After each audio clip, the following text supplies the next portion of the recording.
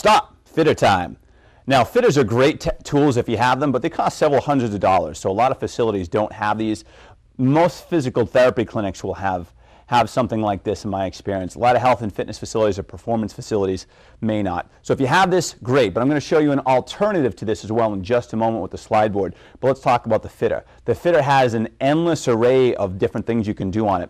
But the techniques I'm going to show you here can be plugged into that core as well as integration area. And you can kind of use them as you see fit. They're not necessarily you're going to use right out of the gates with someone, but as someone's progressing in their conditioning.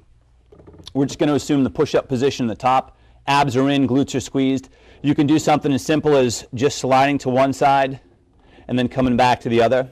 If you've never used the fitter, I guess I probably should have just showed you this, guys. You've probably seen it, is you can adjust the number of cords that you have engaged for more or less resistance.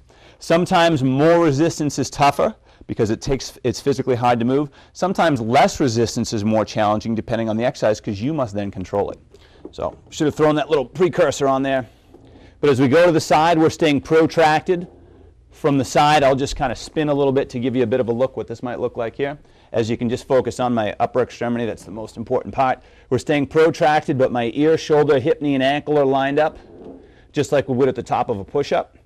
And working on decelerating from side to side, especially at the end. You'll see a lot of times people kind of get really clunky and fast with that. We're about control, integration of the scapulothoracic musculature with the rest of the body. And you can have a little bit of fun with this, throwing in different push-up variations. You can even go to the side. You can go ahead and open up that push-up with rotation, keeping the abdominals and glutes are engaged. Come back up. Creativity is the only thing that's going to hold you back there, but fitter is a great way to add in some more core training with a bit of a twist on the integration technique.